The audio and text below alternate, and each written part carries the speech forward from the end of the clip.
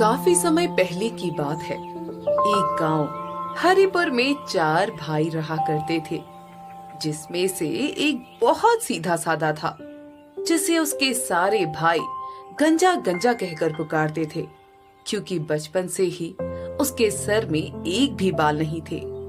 एक दिन की बात है। भाई, मैं क्या सोच रहा था कि हाँ भैया, बताओ ना क्या बात है। क्यों ना हम इस गंजे को इस घर से निकाल दें। वैसे भी ये तो कुछ बोलेगा नहीं, सीधा साधा जो है। अरे नहीं नहीं, हम इसे घर से कैसे निकाल सकते हैं?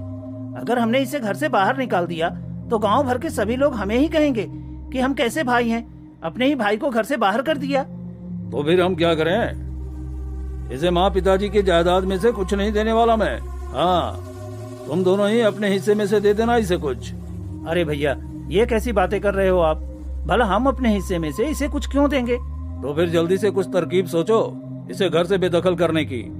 भैया, मेरे पास एक उपाय है। आपको हमारी वो बंजर जमीन तो पता है ना? हाँ हाँ, पर वो तो बेकार है। उस जमीन पर सांप बिच्छू के अलावा होता ही क्या है। हाँ, सही कहा आपने। हम उसी बंजर जमीन के पास उस गंजे को और उसकी पत्नी को भेज देंगे, जिससे ये मुसीबत हमारे सर से चली जाएगी और हमारे घर के 4 हिस्से ना होकर 3 हिस्से ही होंगे। और हाँ, करने के लिए उसका हिस्सा भी मिल जाएगा और गांव वाले हमें कुछ कहेंगे भी नहीं। हाँ, ये बात तो तुम सही कर रहे हो। हम वो देखो, वो जा रहा है गंजा। अरे सुन बे गंजे, कहाँ जा रहा है तू? बस भैया, बाहर ही जा रहा था। अच्छा सुन, हमें तुझसे कुछ जरूरी बात करनी है।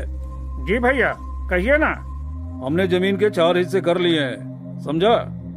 यहाँ जो जमीन और घर है ना, ये हमारे तीनों के हिस्से में आई है। और हमारी बाड़ी के पास जो जमीन और मकान है, वो तेरे हिस्से में आया है।